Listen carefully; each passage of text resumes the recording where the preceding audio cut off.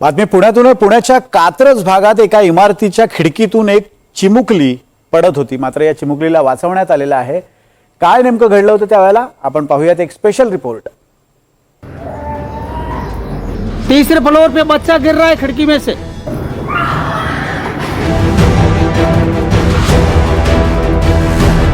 हा थरार आहे पुण्यातील कात्रज परिसरातील एका इमारतीमधला. 4 वर्षांची ही चिमुरडी तिसऱ्या मजल्यावर अडकलीये. जीव वाचवण्यासाठी धडपडतीये. जीवाच्या आकांताने रडतीये. आईला हाका मारतीये. पण तिची हाक ऐकायला घरात कुणीच नाही. तब्बल 4 ते 5 मिनिटं हा थरार असाच सुरू होता. पण ही चिमुरडी खिडकीच्या ग्रिलमधून बाहेर कशी आली ते समजून घेऊया. सकाळी 9च्या सुमारास मुलगी गाढ झोपली होती. तिची आई घराचं दार बंद करून मोठ्या मुलीला शाळेत सोडायला गेली. आई घराबाहेर पडल्यानंतर मुलगी झोपेतून उठली आणि बेडरूमच्या खिडकीजवळ खेळता खेळता बाहेर पडली. नशिबानं तिचं डोकं खिडकीच्या ग्रिलमध्ये अडकल्यामुळे ती तशीच अडकून राहिली. चिमुकली बराच वेळ खिडकीतून वर चढण्याचा प्रयत्न करत होती, पण काही केल्यात तिला वर चढता येत नव्हतं.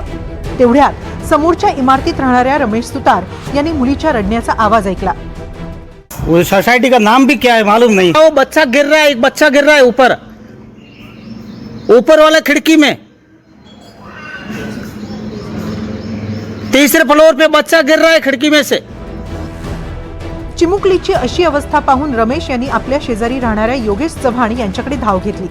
योगेश चव्हाण अग्निशमन दलात कार्यरत आहेत. समोरचं दृश्य पाहून त्यांनाही धक्का बसला.